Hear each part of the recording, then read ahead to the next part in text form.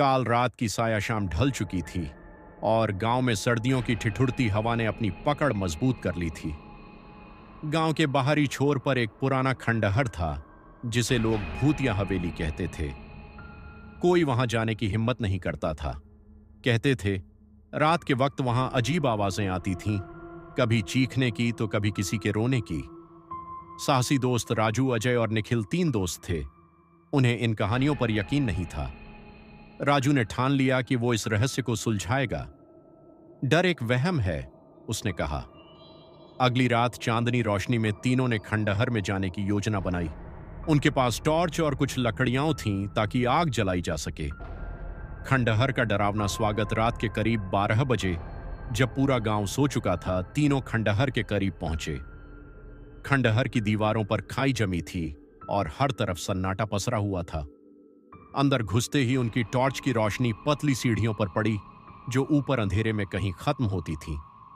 अचानक एक धीमी मगर डरावनी आवाज आई, जैसे किसी औरत की सिसकी। अजय ने डर कर कहा, मुझे तो लग रहा है कि वापस चलना चाहिए। लेकिन राजू ने उसे चुप कराया।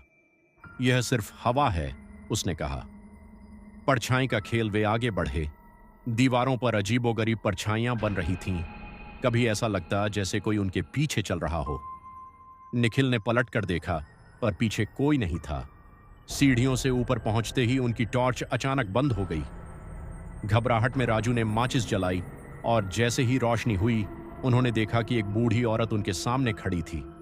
उसकी आंखें लाल थीं और चेहरा बिल्कुल सफेद। तुम्हें यहां नहीं आना चाहिए था, उसने खौफनाक आवाज में कहा। भागते कदम डर के मारे तीनों चीखते हुए भागे। सीढ़ियां उतरते हुए अजय का पैर फिसल गया और वह नीचे गिर पड़ा। राजू और निखिल ने उसे उठाया और खंडहर से बाहर की ओर दौड़े। बाहर आकर देखा तो हवा में उनकी टॉर्च जल रही थी, बिना किसी सहारे के। उस रात के बाद तीनों में से किसी ने कभी भी उस खंडहर का नाम तक नहीं लिया। लेकिन एक बात पक्की थी, वह जगह सिर्फ एक खंडहर नहीं, एक सजीव डरावनी साया थी। क्या तुम वहां जाने की हिम्मत करोगे?